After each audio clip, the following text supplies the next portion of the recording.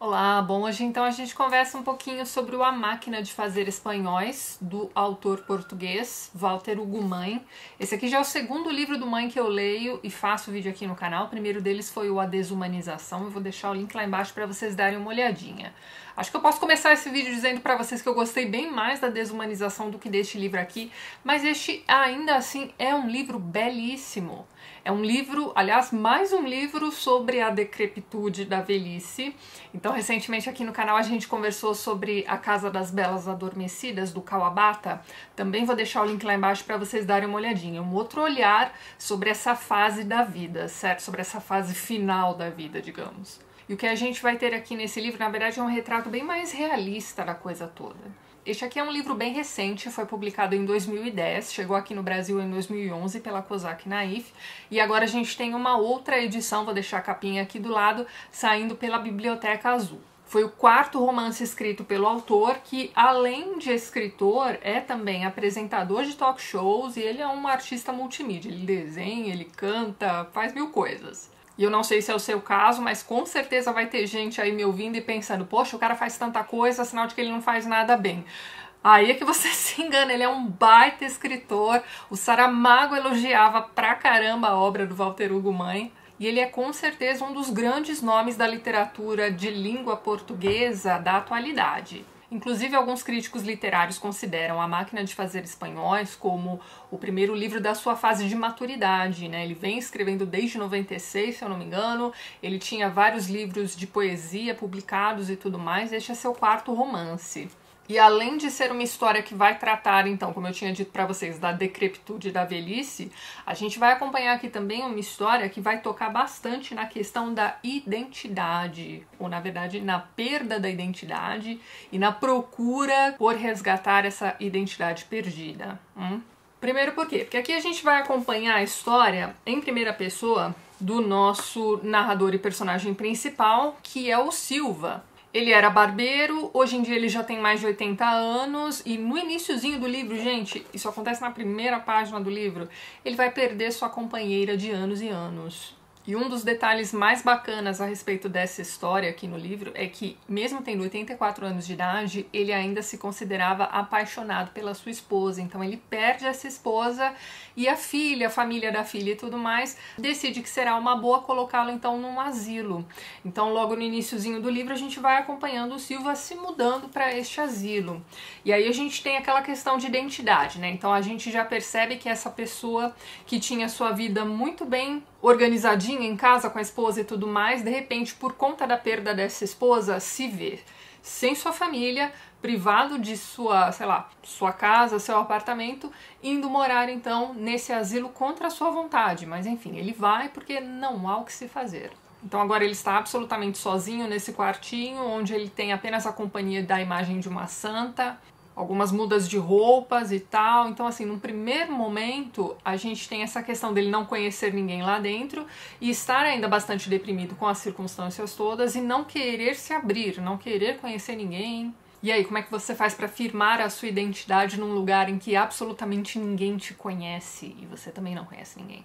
Para piorar um pouquinho essa situação, a gente vai ter também dentro desse asilo muitos, mas muitos habitantes mesmo, com o mesmo sobrenome dele. Todos eles são Silva.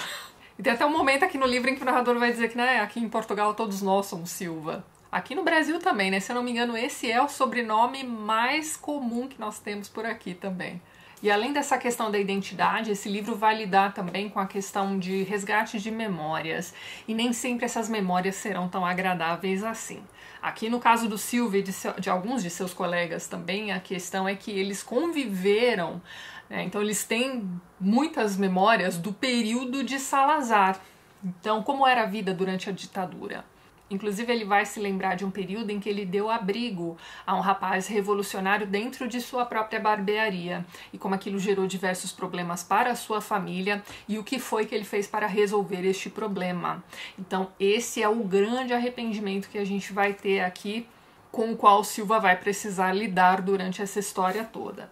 Então, além da identidade pessoal, aqui nesse livro a gente está pensando também no resgate da identidade nacional. Afinal de contas, o que significa ser um português? E por que raios um livro que trata disso traz como título A Máquina de Fazer Espanhóis? Mais pra frente aqui na história, a gente vai conhecer um velhinho novo, né? Ele tá chegando no asilo e ele é espanhol, só que ele é um espanhol radicado em Portugal e ele tem muito orgulho disso. A gente tem aqui no livro também um capítulo intitulado A Máquina de Fazer Espanhóis, mas esse capítulo é apenas um preâmbulo para a gente entender o título, né? Esse título tem mais a ver com alguns pesadelos que esse personagem espanhol vai ter aqui num dado momento, é até um pouco engraçado. Mas a questão em volta dessa máquina de fazer espanhóis é bem interessante, porque o próprio narrador vai contar aqui pra gente num dado momento que durante um grande período as pessoas levavam, né, suas mulheres grávidas para outros países ali da Europa para que o filho nascesse em outro país. Ele vai mencionar a França aqui, ele vai dizer que muitos portugueses na verdade nasciam na França. E em contrapartida a gente vai ter aqui no livro o espanhol, que tem muito orgulho de ser radicado em Portugal.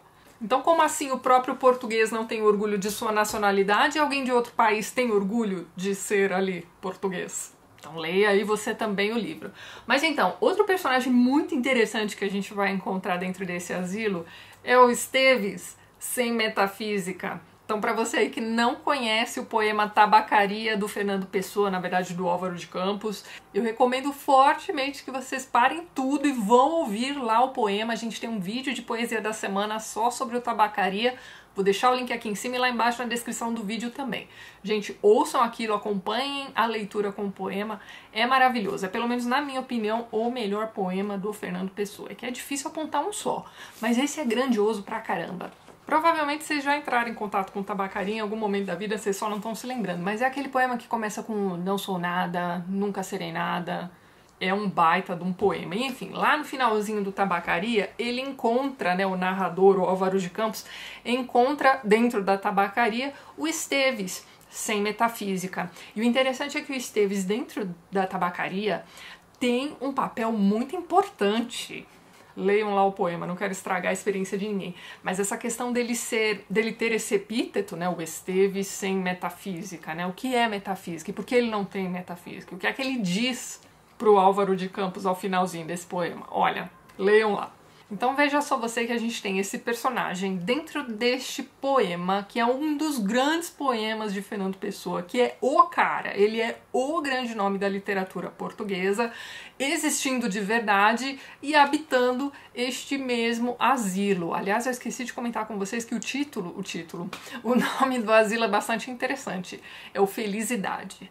Mas então, dentro ainda dessa questão da busca pela identidade, ter esse personagem como sendo real dentre os velhinhos desse asilo, e sabendo, né, que conforme a leitura vai correndo, que o Esteves é uma figura queridíssima, todo mundo adora o Esteves, e eles sentem um certo orgulho por conviverem com ele. Então o próprio Esteves também está ali para confirmar, né, para afirmar a nacionalidade daquelas pessoas. De certa forma, pelo menos na minha opinião. Depois vocês me digam aí o que vocês acharam da presença de Esteves aqui, o sem metafísica. Além disso tudo, a gente tem uma outra questão bem interessante aqui nesse livro, que é a de que esses velhinhos seriam ali praticamente a última geração que conviveu, né, com o regime fascista de Salazar.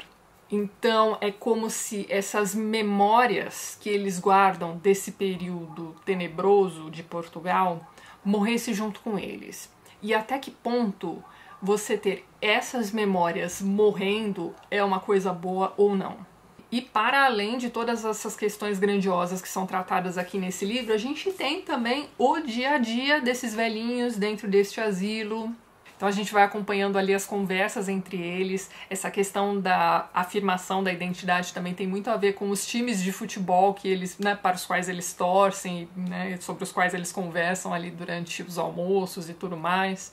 E a gente vê, né, como eu disse para vocês no início do livro, um Silva bastante relutante, né, em se abrir, em fazer amizade com esses outros velhinhos, mas aos poucos ele vai se abrindo, acaba fazendo grandes amizades ali dentro, e ele vai dizer o seguinte, olha só: nunca eu teria percebido a vulnerabilidade a que um homem chega perante outro.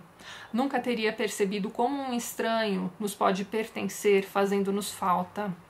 Não era nada esperada aquela constatação de que a família também vinha de fora do sangue. de fora do amor, ou que o amor podia ser outra coisa, como uma energia entre pessoas, indistintamente, um respeito e um cuidado pelas pessoas todas.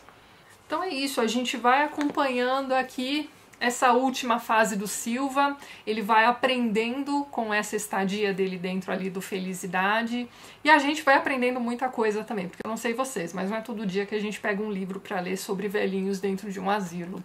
Então uma coisa que pode ser muito triste, muito pesada, a gente não gosta de imaginar que essas situações talvez sejam inevitáveis, não só pra gente, mas também para os nossos entes queridos. Então é, de certa forma, um tabu lidar com esse assunto. O livro é belíssimo, recomendo demais que vocês leiam. Deixo a dica aqui pra vocês então. Então é isso, vejo vocês nos próximos vídeos do canal. Um beijo grande e até mais.